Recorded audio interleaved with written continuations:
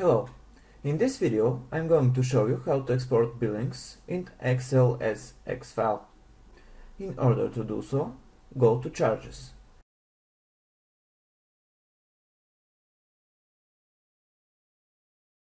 By clicking the Expand button, you can filter the billings by client, matter, employee and date.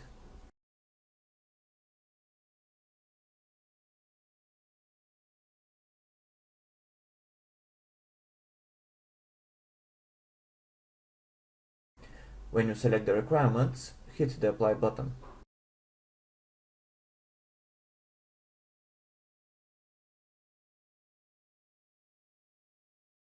In this case, you have 18 billings.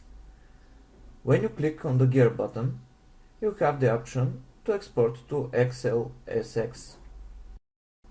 When you click it, the file is automatically downloaded to your desktop. Here is the result.